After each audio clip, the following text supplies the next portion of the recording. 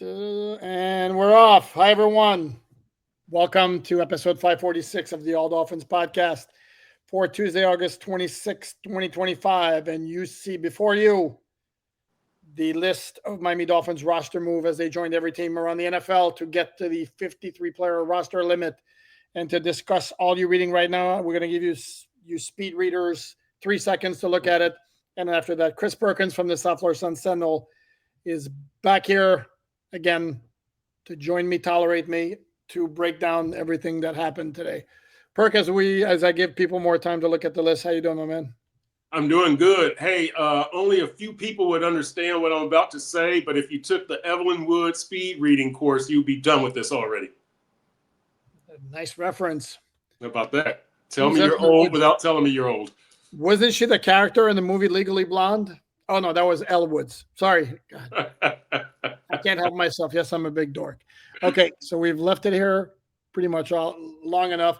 Hi, everyone. Hi. Now you see our pretty faces. This is where I do this. Yes, there you go.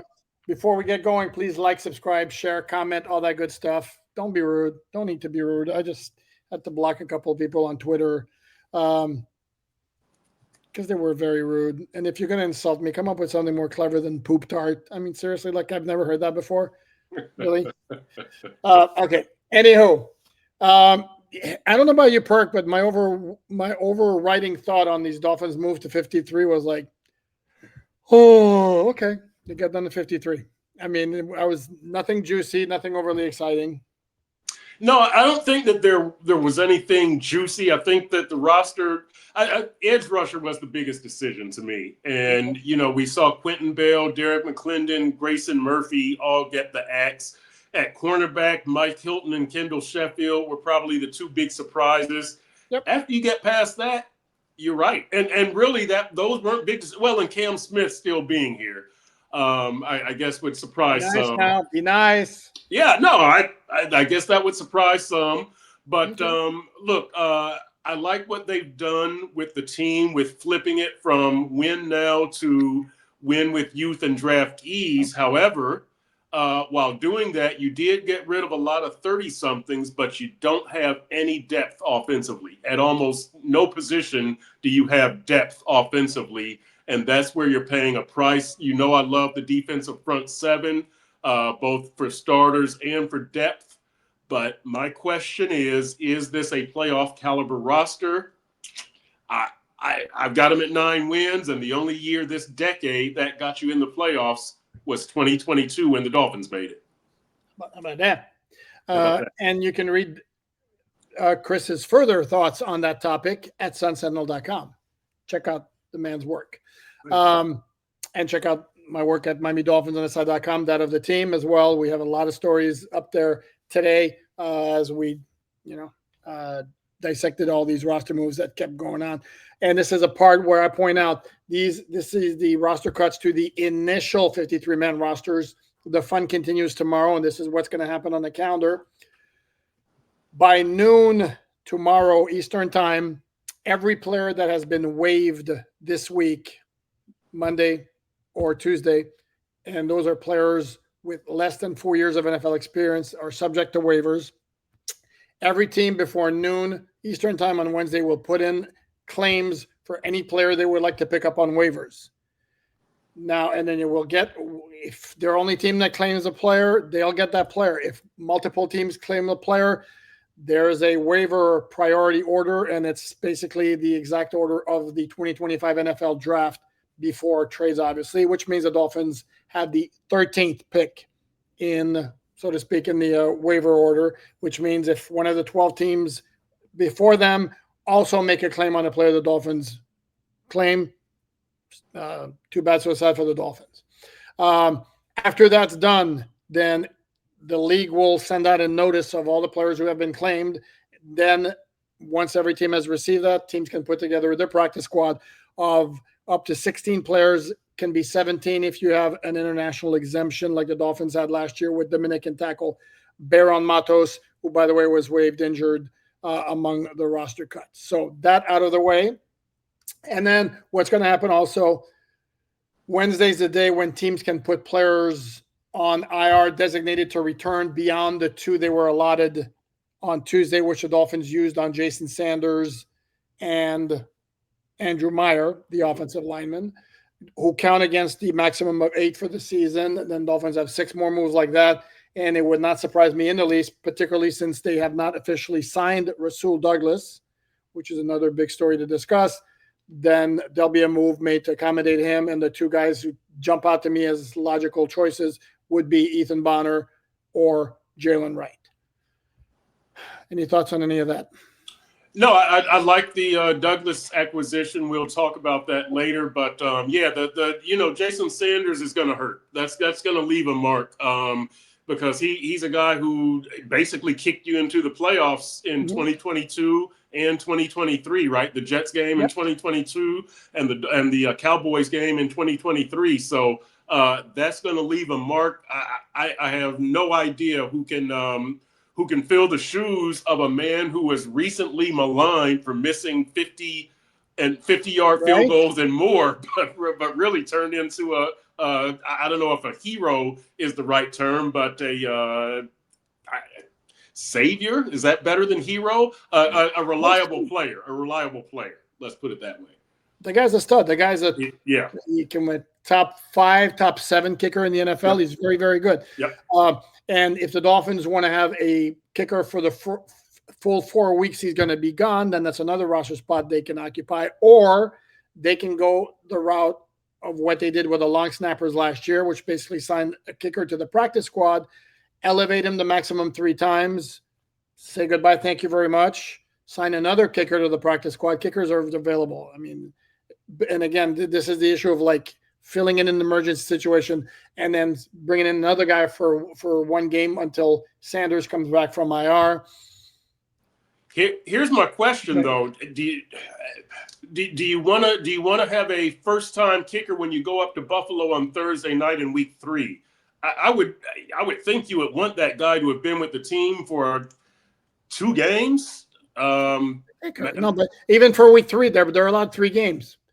So but I mean, I wouldn't want to have 1 kicker for Indy and 1 kicker for New England and 1 kicker for Buffalo. I would rather have the same guy going into Buffalo just because. Perk, you're not following me. They'll sign a guy, and that guy was going to kick the first 3 weeks, which will be Indy, New England, and Buffalo. I thought you meant switch them out. No. Well, no. And when I'm talking about long snappers, the Dolphins, it was 3 games. And then they couldn't use him anymore unless they moved him to the active roster. So thank you very much. Another 3 games. That's what they did after they put Blake Ferguson on the NFI list.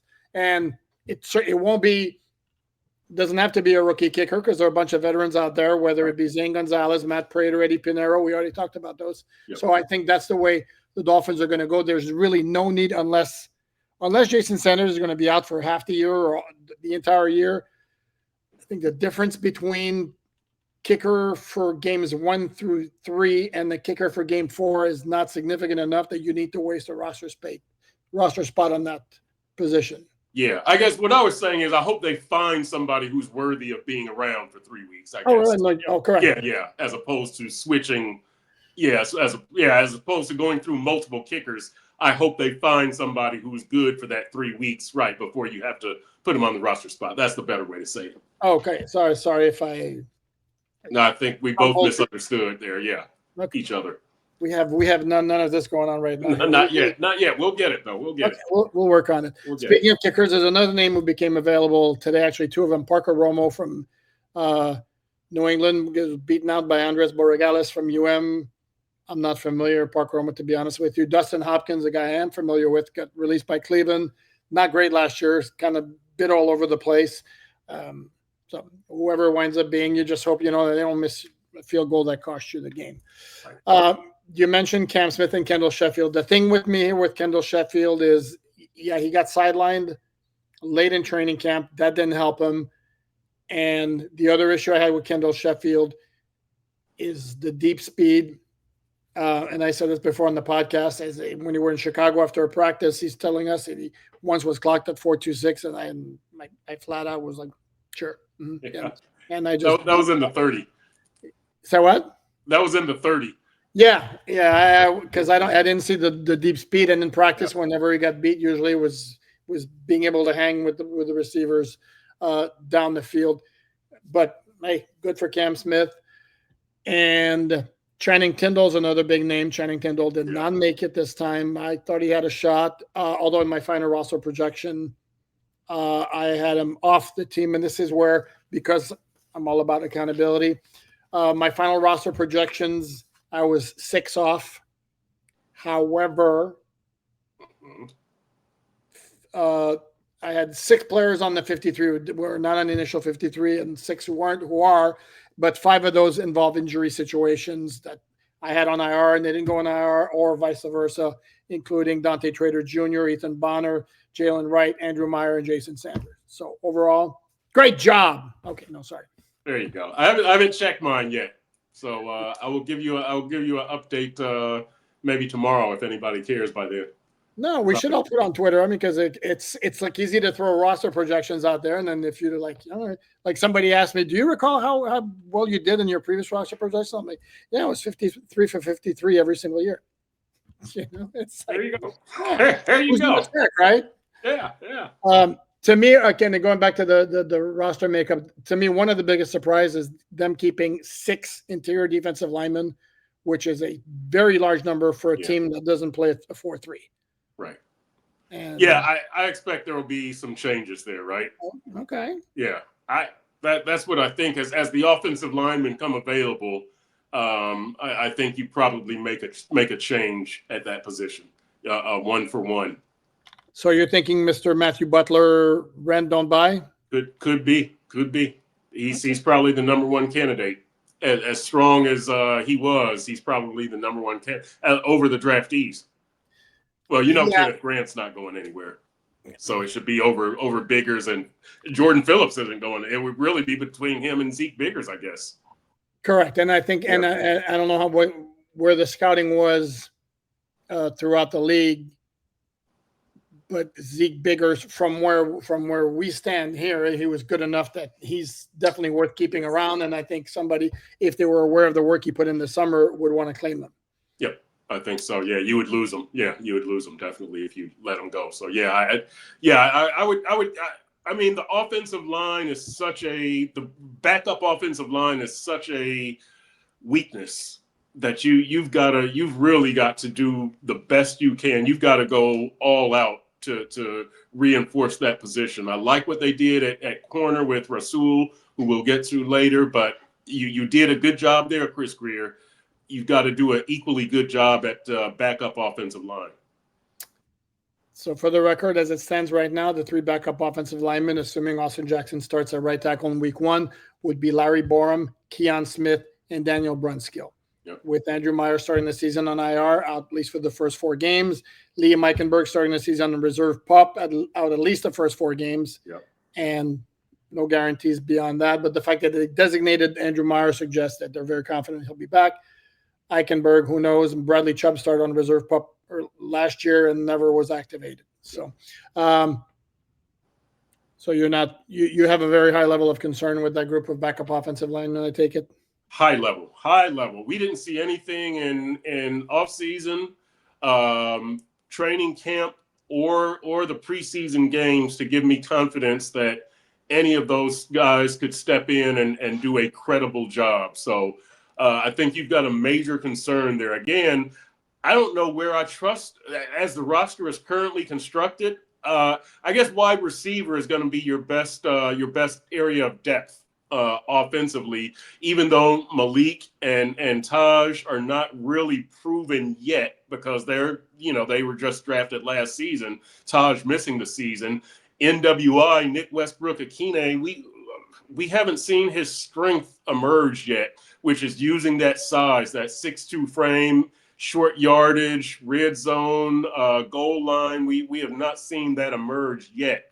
So I don't have a whole lot of faith in what I've seen from him. Tight end, it's a nondescript group. It's a very nondescript group. And then running back, if Alexander Madison was there, I would feel a lot better about it, but he's not going to be there this year. If Jalen Wright was there, I would feel a little bit better about it.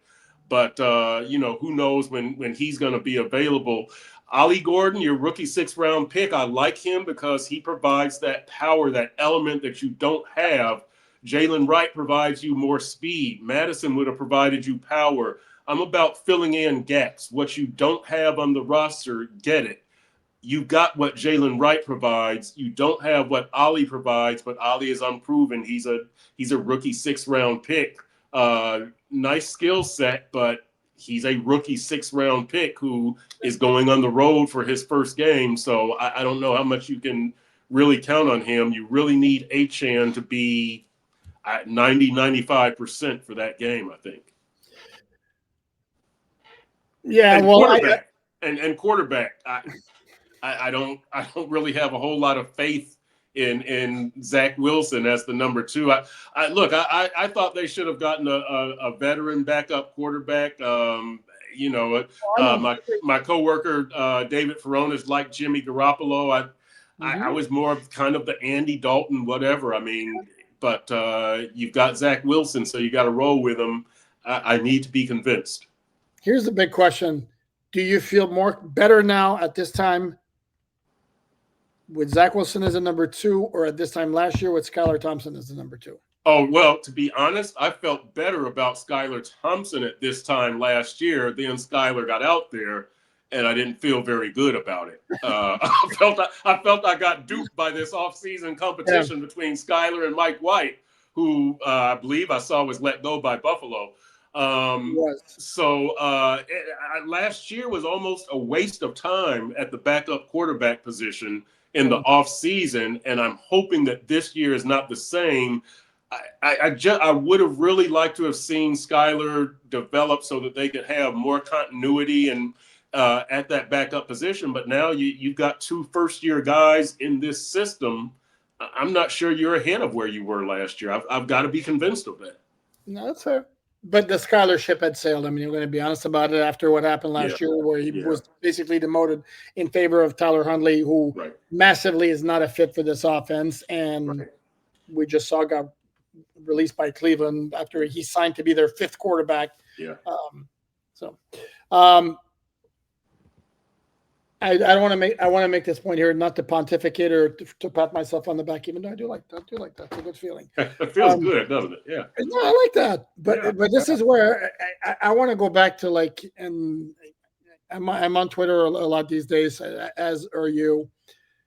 And I always caution when it happens, like, our view of certain players in the media gets skewed because all we see them going against is against their own players. Right. And again, this notion that the Dolphins were so insanely deep at edge defender that it was okay. They couldn't keep everybody, but they could get something in the trade. Maybe a cornerback, maybe an offensive lineman. And what happened is Grayson Murphy didn't make the 53, and Dolphins weren't able to trade him for anything. Same with Derek McClendon. Same with Mohamed Kamara. So if you see flashes of pass rushing potential, that's really good. I mean, that's what you want to see. But I think some people we're just so quick to, like, make these guys stars when they're not stars. They're not established yet.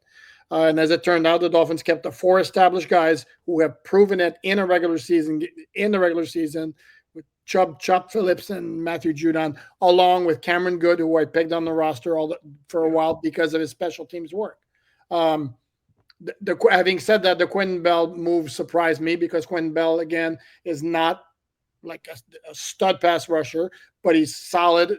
Like, he's a lot more dependable against the run than the young guys who flash as pass rushers, and he played a lot of special teams last year.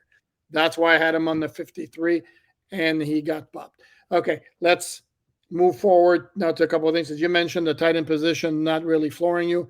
Maybe it would help if Darren Waller actually was on the field at some point, because lo and behold, Mike McDaniel, I asked him again when I prefaced the question the same way. Mike, it's another week, so I've got to ask another Darren Waller question. And again, probably going to do more this week. Well, we go out there for the first 20 minutes of practice. Didn't see Darren Waller out there. Yeah, I don't know what to make of this situation. It's getting more and more bizarre. Before it was interesting, curious, mysterious. Now it's bizarre. I just don't get the plan to bring him along. You got to play football. Like you're a football player. You need to get out there and play football. And again, we don't see any noticeable ailment as far as a limp or a sleeve on Correct. his harness on his shoulder, a sleeve on his leg. There's nothing like that, and he seems effortless when he's going through motions with the trainer out there. Um, I obviously there's something that we haven't been told here, obviously, but I don't know what it could be. No, it's weird. And we've never, from the first time we talked to Mike McDaniel about Darren Waller, it was he needs to get back into football shape. Right. Never mention of an injury and all that. Nope. And then we see him work out. He looks completely cut fit and he's like Yep. running and there's doesn't seem to be anything wrong. So at no point, and maybe this is where we dropped the ball. And the next time we speak to Mike McDaniel, we need to ask more directly, is there some sort of injury that's limiting Darren Waller? Yeah. That's not noticeable because we're not picking it up. And I'm in the same boat as you. I guess we never thought for a second that there was something physically wrong with him because it was always about working himself into football shape. Right. And so, yeah, that's something we can ask Chris Greer tomorrow, definitely. But, how long did we see OBJ last year before he was activated? It seems like we saw him out there working for a couple of weeks, didn't we? And then he was activated and he looked fine, but I'd have to. It's so hard to remember year to year. It's amazing. Right? It really is. It's not that long ago, but it's so hard to remember. But it seemed like we saw OBJ out there working, and we were wondering, boy, the dude looks great. He's cut, and I don't know why he's not coming back. But I would have to go back and look at what we wrote. Yeah, it seemed like it was a similar vibe as far as we see him out there with the trainer, but it's still a couple of weeks before he's actually activated. Which Waller's activated now, but correct, and that's the difference. I mean, the dude's been activated. He was activated in the middle of last week, and he never Yeah, he was the middle of last week, and he never practiced. And again, we didn't see him out there today. OBJ's first game was that Buffalo game, right? Because he opened on PUP. Is that I remember? Yeah, I think the Buffalo game. That's the game that stands out. That was his first game.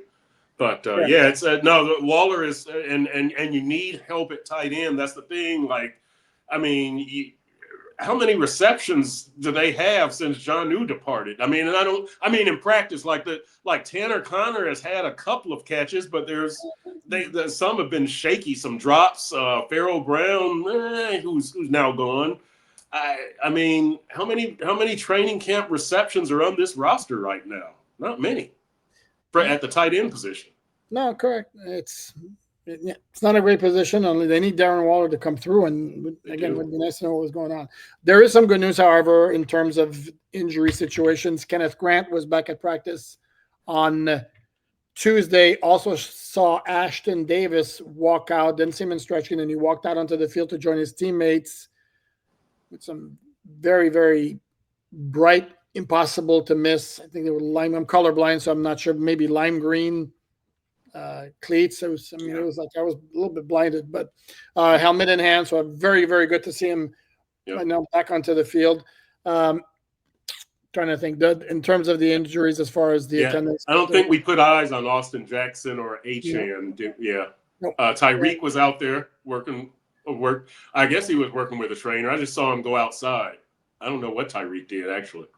Not sure. But we saw him come out. They were for just to set the stage. Offense was indoors, then defense went outdoors. That was pretty much for what we could see for our 20-minute session. And so Tyreek was indoors, but at one point he went outdoors with a trainer. I stayed indoors, but I don't recall seeing Tyreek doing anything with the trainer, such as running or running in place or stretching or anything along those lines. We also should mention, something just popped into my head, and I'm not sure if I want to go there, but we did not see Cam Smith. Not aware, and this kind of led us maybe to thinking, he didn't make the team, but he's on the 53. Didn't see him get hurt in the game Yeah. against Jacksonville, unlike Channing Tindall and Eugene Asante, who was waived with an injury settlement. And now I just had a thought in my head as, wow, did they already tell him he's getting cut tomorrow to make room for Rasul Douglas? And our whole thought of somebody going on IR is off base.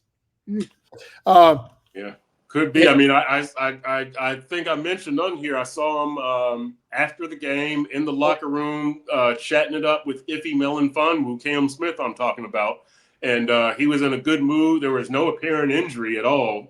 He, meaning I didn't see like ice on his knee or he wasn't limping or, no harness on his shoulder. So he was in really good spirits. He was talking trash and smiling and seemed in a great mood. So I would be surprised if there was an injury at that point. So yeah, you raise a good point. Why wasn't it practice then? Yeah, you raise a good point. Maybe we did some premature evaluation here suggesting he made the 53, but he made the initial 53 bet. Initial, that's right. As long as you say initial, we can now wash our hands over everything. The initial 53. That's the disclaimer.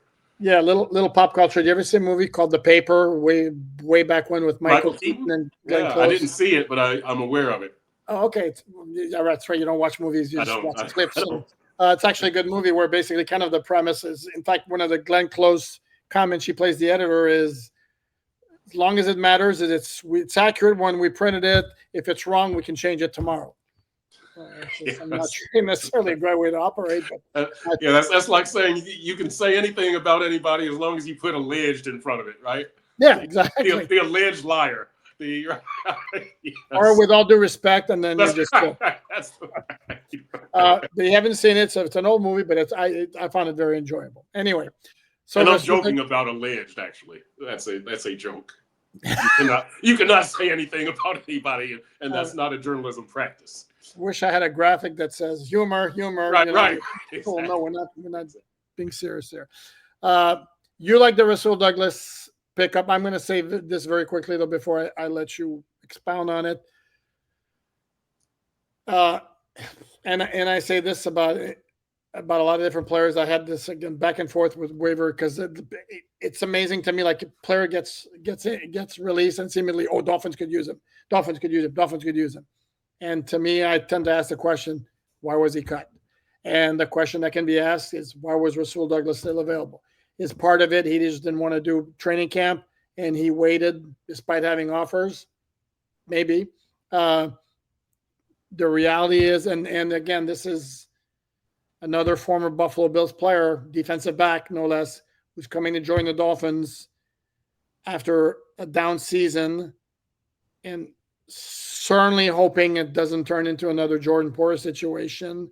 I would have felt a lot better about this move last year when he was coming off 4 straight seasons of 4 or 5 picks. Last year he had none. In the passer rating when targeting Rasul Douglas last year was 122. None of that is very encouraging.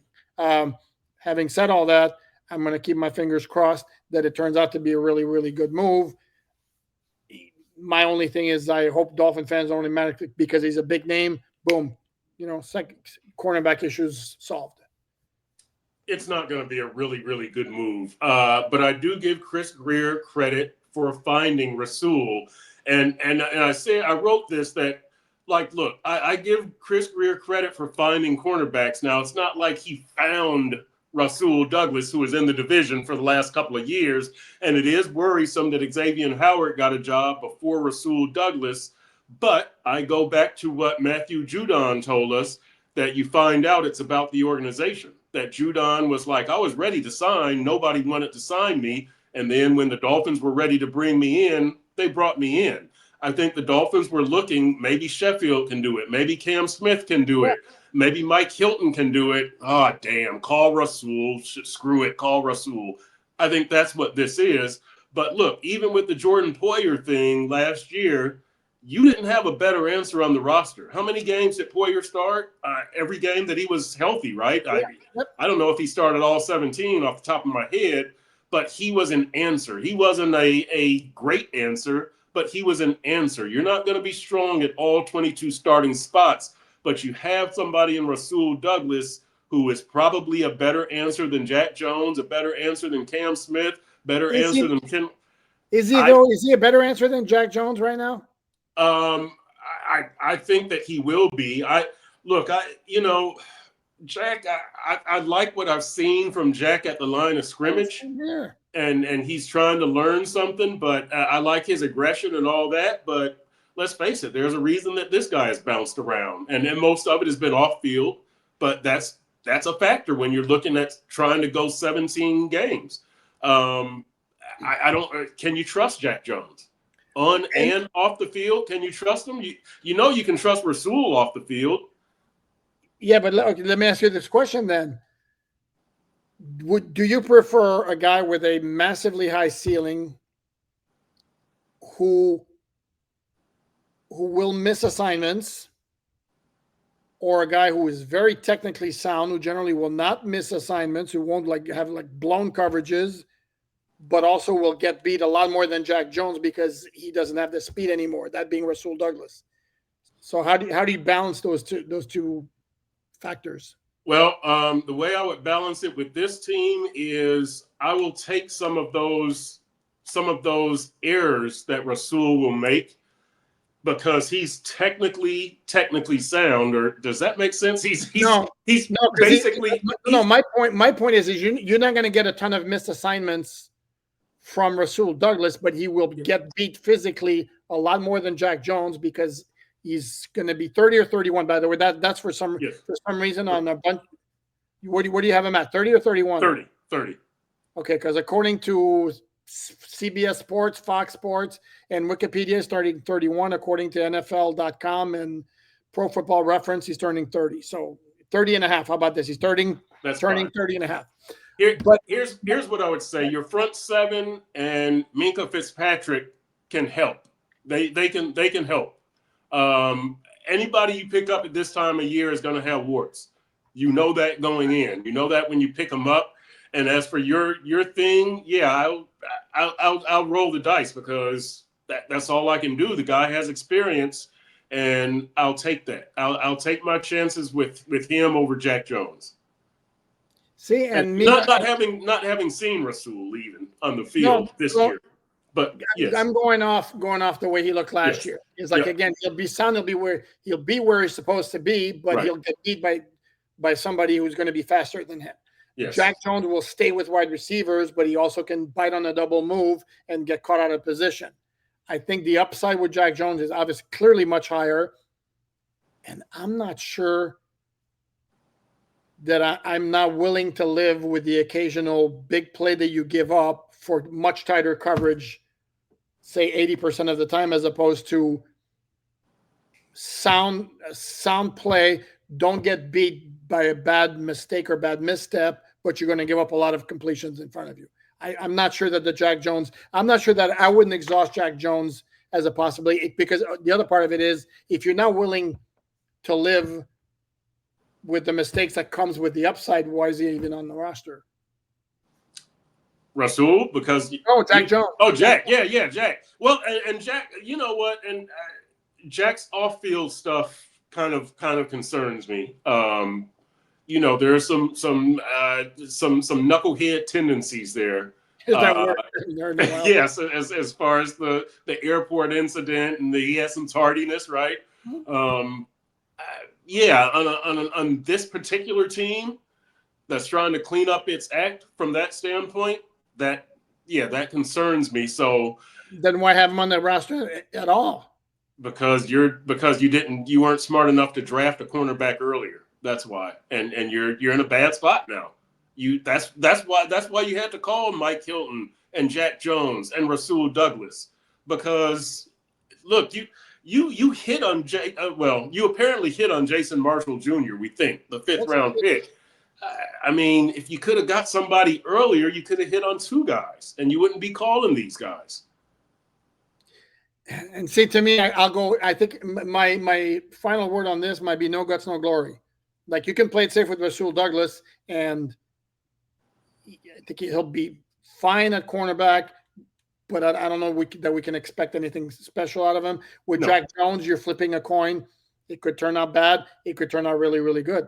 And again, if we're not willing to take that chance, then why are we even bothering with him? Well, I mean, I think you took that type of a chance with OBJ last year. You in a different sense, you took it with Calais and it worked out. Yeah. You're taking that chance with Waller, right? I don't know how many of those chances you want to take. Okay, but like I said, I'm going to go back to if you're not willing to play him, then because in terms of talent and ability, to me right now he's clearly ahead of Rasul Douglas. But anyway, I would say, yeah, I would agree with that. I would agree with that. Yeah. I think that's going to do it. I think it is. I will let me get out of here. Yeah, I would say I do like the initial 53. I just don't know if it's playoff caliber. I like what they did. I like the decisions mostly. I mean, maybe I would have kept McClendon around, but he didn't have enough special teams value. But pretty much, I like what they did with the 53. Yeah, I think it's solid. I have no major issues with it. I like the fact that they do have a lot of their young players who could be in for big roles, and that's going to help you down the road. I like the fact they every single one of their draft picks looks in line to play, pretty significantly. I think 3D defensive tackle is going to be part of a rotation. Ali Gordon's going to play a big role. Sabainaya starting. Kenneth Grant's obviously starting. Oh, Dante Trader Jr. is a little bit of a question mark because of his injury. And Ewers obviously not going to play a big role, but he looks like a good developmental quarterback as a 7th-round pick. Okay, that's going to do it. He is Chris Perkins from the South Florida Sun Sentinel. Read his fine work at sunsentinel.com. Don't forget to watch his Dolphins Deep Dive with Perk on Friday at noon. Check out the content on MiamiDolphins.com. Lots of it. We will be back here on Wednesday. Chris Greer is talking to us in the morning. We will recap what he had to say. Programming note here. Dolphins Collective Tuesday evening, 7:30 p.m., where I'll be saying some of the same things I just said with Perk, but with a different cast. The group, Doug Lee Durong, TD Finstock, Mark Kelly, and myself. Hope to see you guys there. In the meantime, have a great rest of your Tuesday.